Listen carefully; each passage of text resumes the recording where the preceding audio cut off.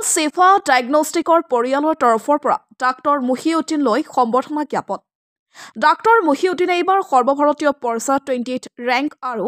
Common merit list 18th rank পাই এইমছত DM কাৰ্ডিঅলজি পঢ়াৰ সুযোগ লাভ কৰি ধুবুৰী তথা অসমবাসীলৈ গৌৰৱ কঢ়িয়াই আনে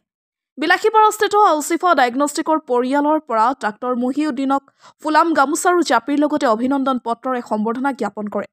উক্ত সম্বৰ্ধনা অনুষ্ঠানত উপস্থিত থাকে আল-শিফা ডায়েগনষ্টিক্সৰ স্বত্বাধিকাৰ Ilias Ahmed doctor Firdous Ahmed doctor Bimal Karmakar dentist doctor Afzalur Rahman মণ্ডলৰ উপৰিও বিশিষ্ট সমাজসেৱক ইব্ৰাহিম আলীক ধৰি অন্যান্য ব্যক্তিসকল বিলাসীপাৰাৰ পৰা জহিৰুল ইছলামৰ report North East Frontier news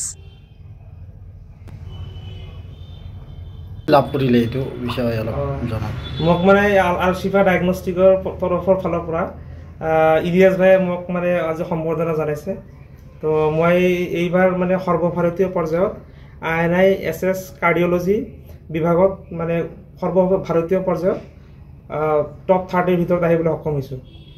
18 rank পাইছোঁ তো সেইকাৰণে তেখেতে মোক সম্বৰ্ধনা জনাইছে তো মই আল-শিফা ডায়েগনষ্টিকৰ সমূহ মানে কৰ্তৃপক্ষলৈ মোৰ ফালৰ পৰা ধন্যবাদ আৰু কৃতজ্ঞতা জ্ঞাপন কৰিছোঁ।